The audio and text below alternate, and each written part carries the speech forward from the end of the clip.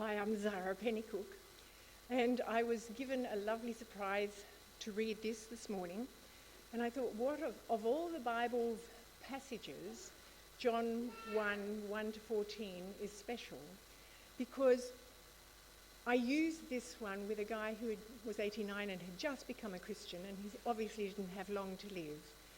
And I really wanted to introduce him to the grand themes of Scripture and his new Saviour. And here, in John 1 to 14, it's tight-packed. We visited the Old Testament from here, we visited the New Testament. It's a summary of John.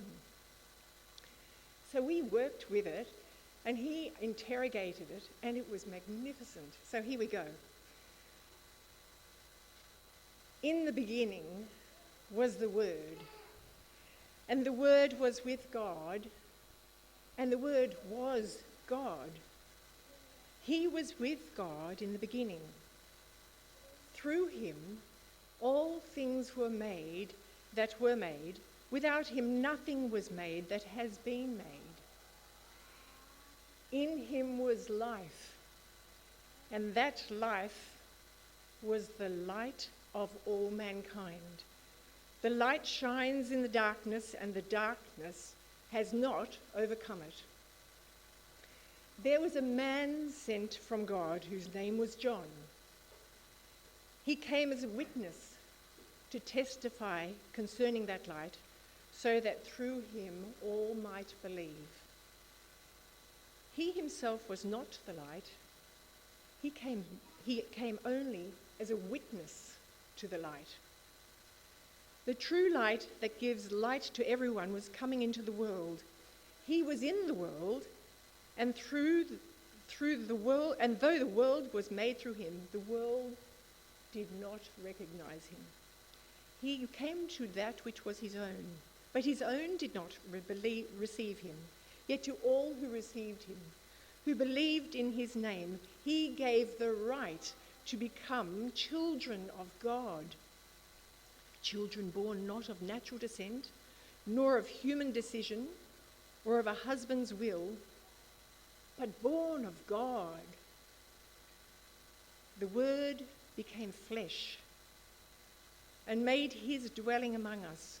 We have seen his glory, the glory of the one and only Son, who came from the Father, full of grace and truth. Isn't that just rich?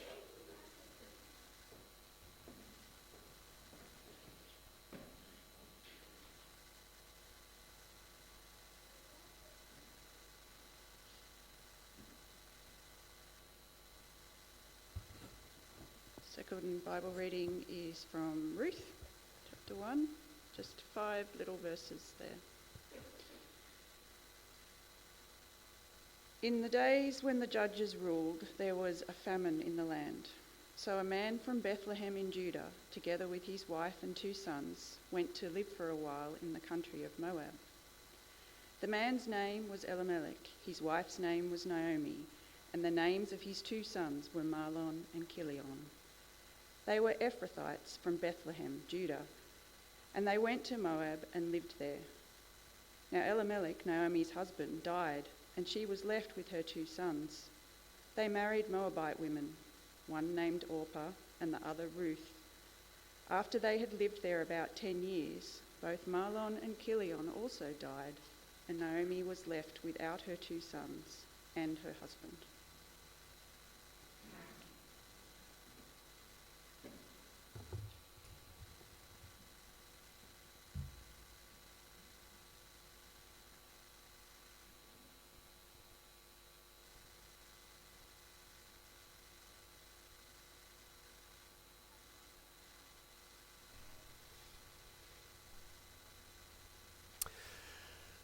Elimelech lifted his hand to wipe the sweat off his brow and then to cover his eyes as he looked desperately out over the land to see if there was even the barest hint of a cloud. It had been years since they'd seen any rain.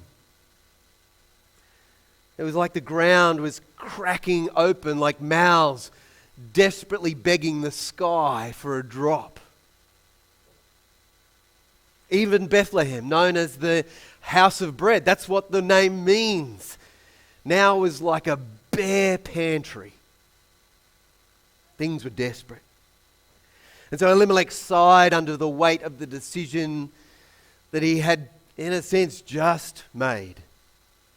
They would leave. They would leave. They would gather everything they could carry. They would leave the promised land of God, Israel. And they would go to Moab. A decision that set the stage, for this book called Ruth in the Old Testament. A book that's theme is this: God turns a famine of faith into fields of grace. Today, in a way, as we look at these intro verses, is really an introduction to the whole book. And this, I guess, beginning sets it up. This decision, as I said, shows us this theme of God turning a famine of faith into fields of grace. That is what God is going to do. We're told in this very first sentence that this is a famine of faith, not just of food. Verse 1, in the days when the judges ruled, there was a famine in the land. That's helping us to know where do we kind of land as we begin the book of Ruth. The book of Judges is placed in our Bibles right before Ruth. And so it's helpful for us to be either reminded or let us know what is this book called Judges, or this time of the Judges. It's quite a cracking read. If you are looking for something to read, I highly recommend it. It's got heroes and villains. It's a book that shows the faithlessness of God's own people, Israel. Again and again, every time they turn their back on him, he rescues them, calls them back to himself. There's a bit of a time when everything goes well and they're blessed, but then they turn their back on him again. And so we see not only their faithlessness, but we also see the faithfulness of God.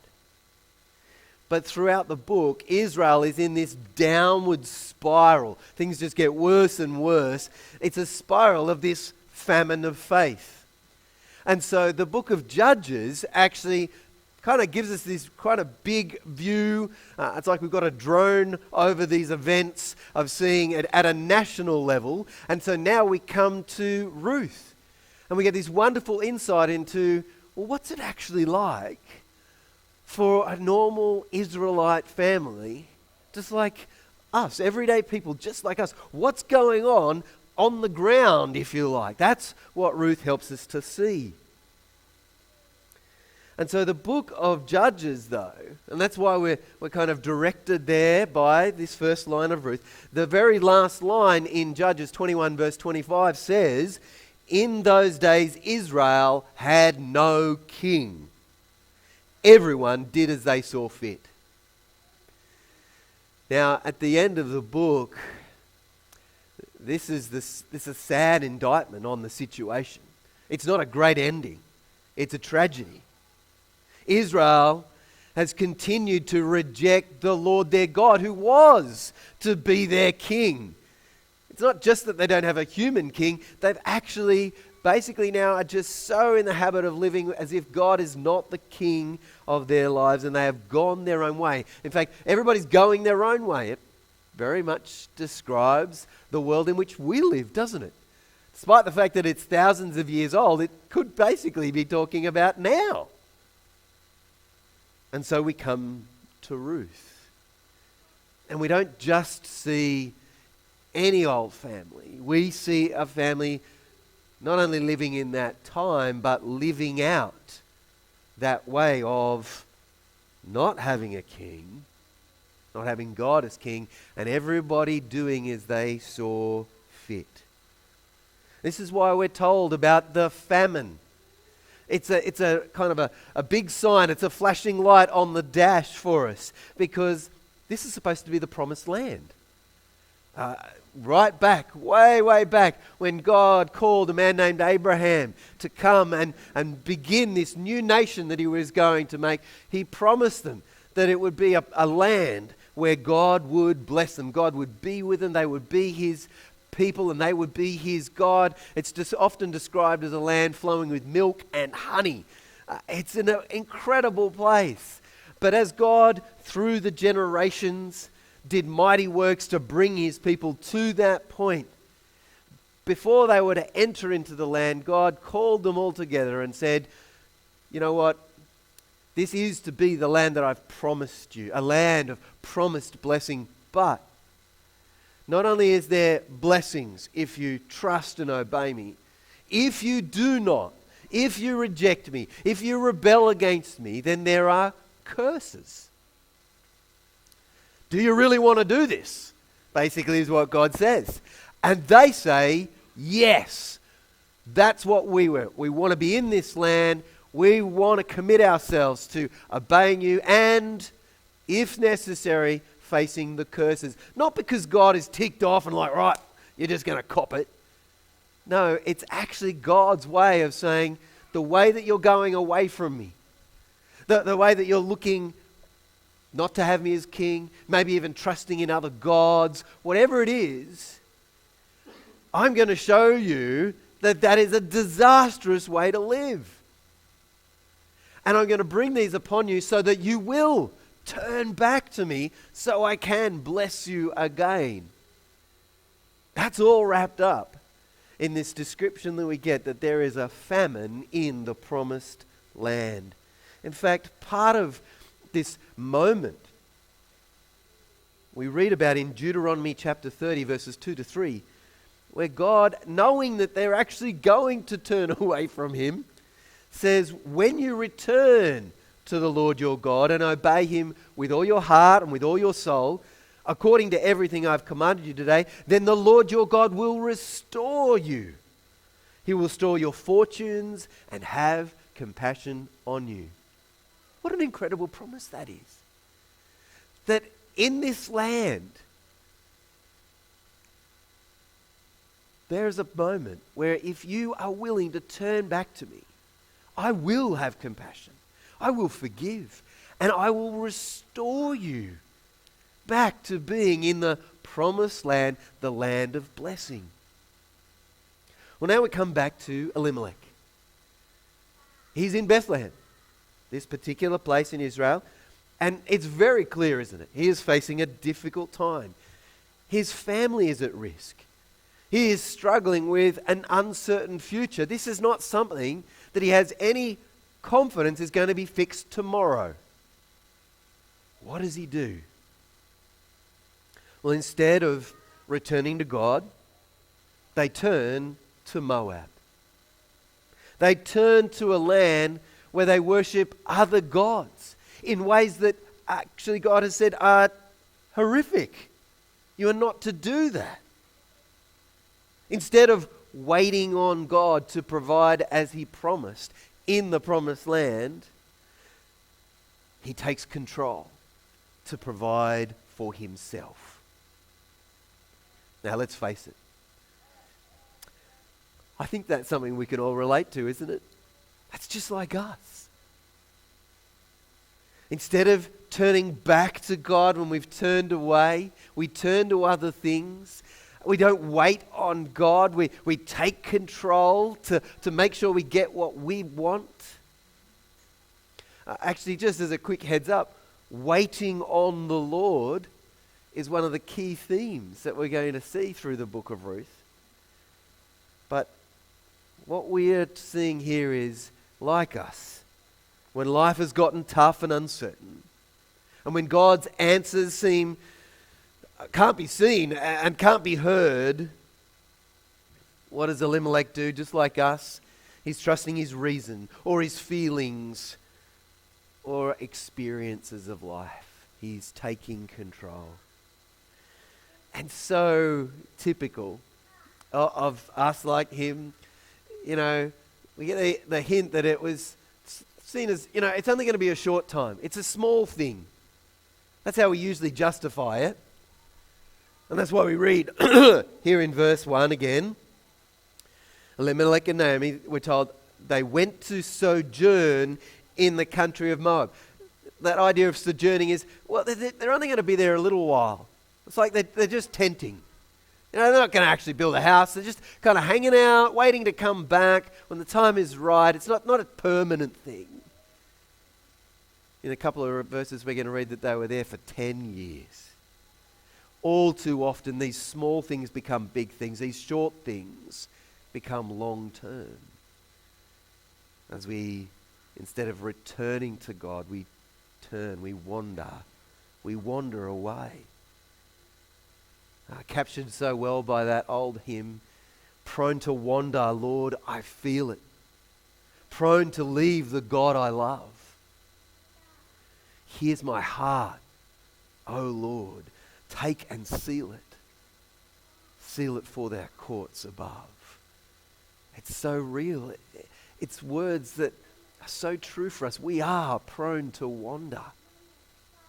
No matter how good God has been to us, we are prone to wander. And so today we're encouraged I want to ask you, is there a famine in your soul? Is there a famine of faith in your soul where you're, instead of experiencing that peace that you long for, you're full of anxiety? Instead of hope for the future, you're living discouraged or even depressed. Instead of joy, you find yourself constantly frustrated with others and life. Instead of feeling supported, are you experiencing loneliness? It's in these moments when we are so tempted to wander away from God, look to other things, put our trust in them to take control instead of just waiting, trusting in the Lord. Today is a day to stop and consider the famine of faith in our souls and return to God. A God who will be gracious, so gracious. A God who is forgiving, and the God who can truly satisfy our souls. Wonderful thing about the book of Ruth is that as we follow this journey, we do see the abundant fields of grace of God when we turn back to Him. Well, this decision of Elimelech and the family is what leads to disaster and a flood of sorrow. There may not be rain falling from the sky, but as they head towards Moab, what ends up being is an absolute flood of sorrow. Grief upon grief, blow upon blow, wave upon wave, till just imagine Naomi standing there at the third grave. You got to wonder, does she even have a single tear left to shed? Is she just so empty? First Elimelech, her husband, then Mahlon, and finally Chilion, standing there, every male dead. And what we need to understand is back then, this was a loss of standing, security, safety. This is devastating. Naomi had come to Moab with Elimelech to avoid losing everything, but now she stands here at a grave with less, even less than what she came with.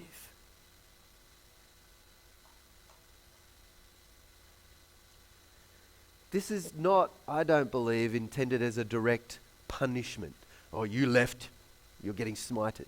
What I think we're seeing here is these are wrong choices that can lead to disaster, and wrong choices that mean when disaster falls, as it often does, then like Naomi, we can end up being alone and far away from home, far away from God, at least in our own souls. What hope does Naomi have at this point? Can her emptiness ever be filled? I think it's really important at the beginning of this letter just to sit in that. Let's not rush too quickly to the happily ever after ending, but to actually recognize she is in this flood of sorrow and that God is with her. That's what we will see through the book. Not just at the ending when it all turns all right, but God's invisible hand has been there even in this moment.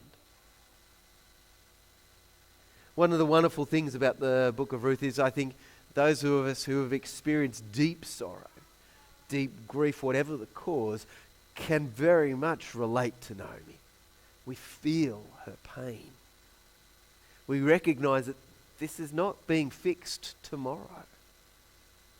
There is something about living in sorrow and grief like this. But its purpose is to teach us how we can have hope, how we can be filled in our souls by the abundant fields of grace of our God. I think the Psalms are really helpful in this. Psalm 13 is a wonderful psalm. It's very short. I'd encourage you to have a read of it today, particularly if you're going through a tough time. It begins, I think, in a way that we can so resonate. Verse 1, "How long, Lord, will you forget me forever? How long will you hide your face from me?" What if you've ever stopped and stepped back and thought, what a wonderful gift from God, that He is willing to put into His word, His revelation of Himself, these very words that speak about our deep anguish of our soul. This is not true. God never forgets. He never hides His face. But what is also true is this is how we can feel. And He's giving us the words to cry out to Him in that way. He's giving us that license, if you like. He's saying, you could come to me in these moments. Don't turn away. Pour it all out. Because I'm with you. And yes, over time, as we will see through Ruth, but also you'll see in Psalm 13, by God's grace, the psalmist can write, "But I trust in your unfailing love. My heart rejoices in your salvation. I will sing the Lord's praise, for He has been good to me." Not necessarily because the circumstances have radically changed, but there isn't this sense of being forgotten or God hiding from you. That can take time. Well, it's only 6 verses. It's the hope that God will take you on this journey as you turn back to Him. We are finite creatures. We are limited. And so we never will fully grasp and what an infinite God is doing.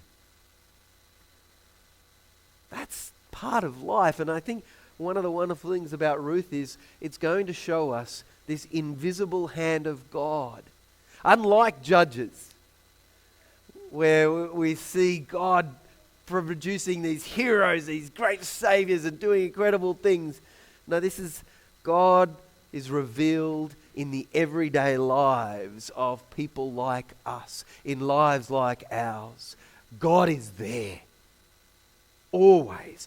Every single step. Even if it's in the wrong direction.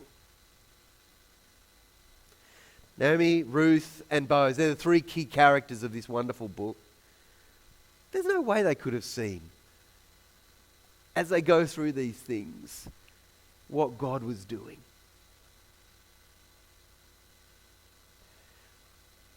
But what we get to see with them at the end, if you like, is that God is actually at work doing something far greater than they could have ever even imagined.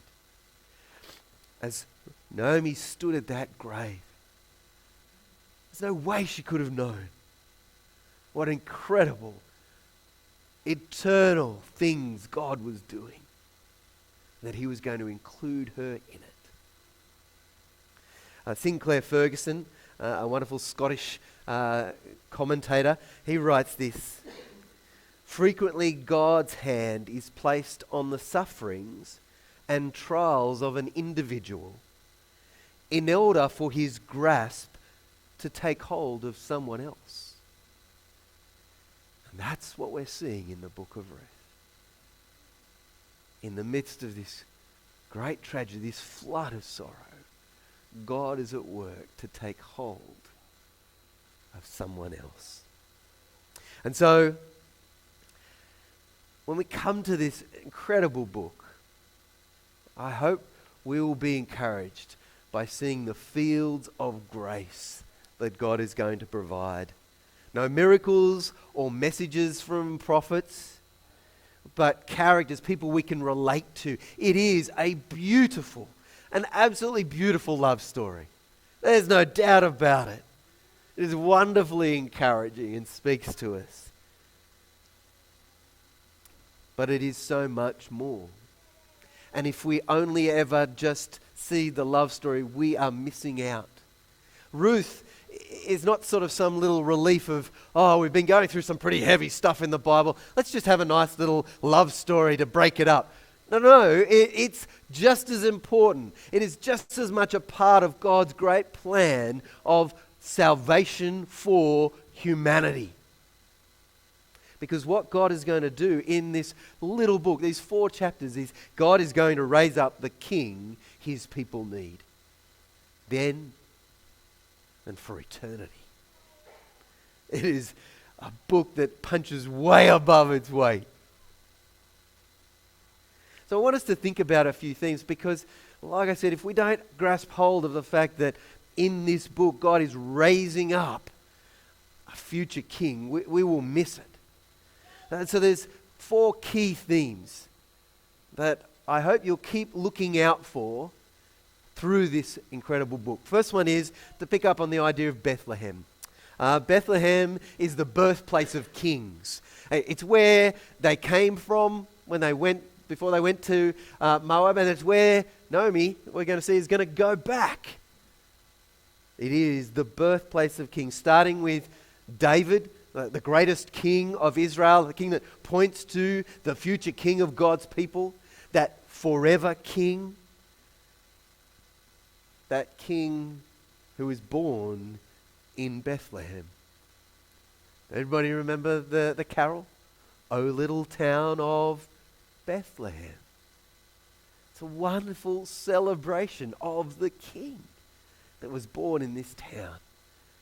Because God is doing incredible things. The other theme for us to consider is the idea of Messiah or Christ. It's our more common word, but it means more than just a king. It's God's promised king. The king, who would rescue his people. Remember Judges, the problem was they had no king. Not because one hadn't been provided. They weren't willing to recognize the king. And so God is going to fix that problem, the greatest problem. He's going to provide the forever king. God will rescue his people. In fact, it's so important for us to know that this book ends not with this romantic wedding. How does it end?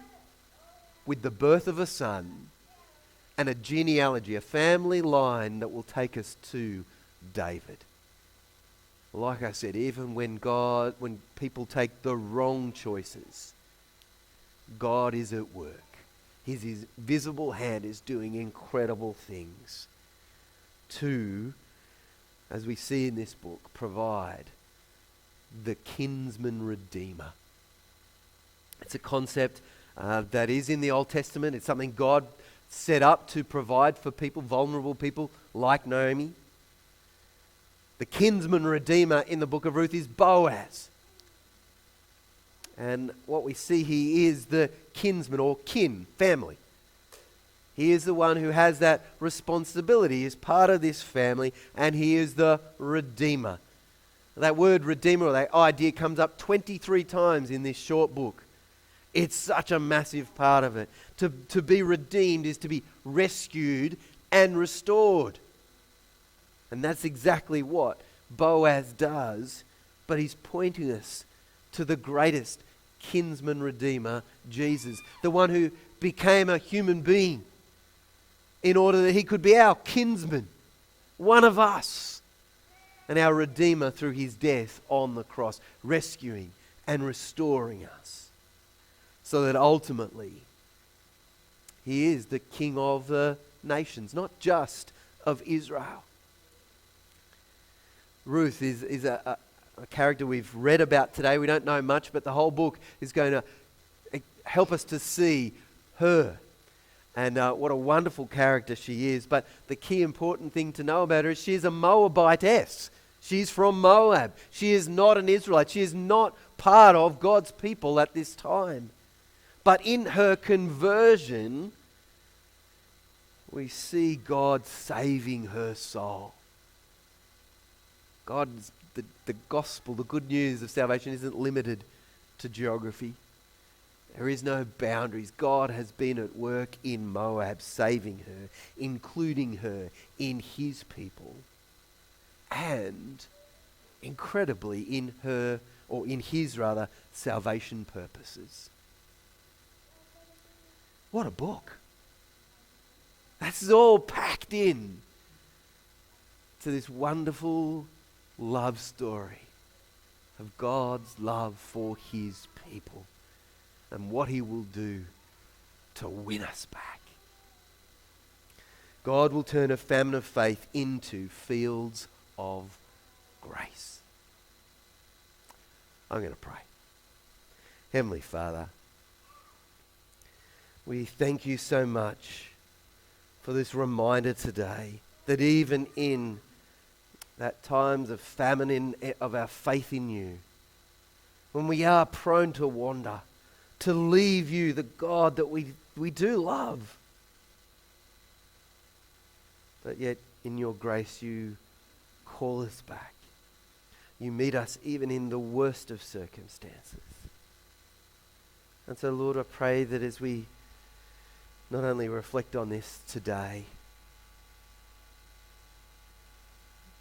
but also through this whole series, we would see that your grace is greater than our past, that it brings infinite joy in the present, and it is our hope for the future. In Jesus' name, amen.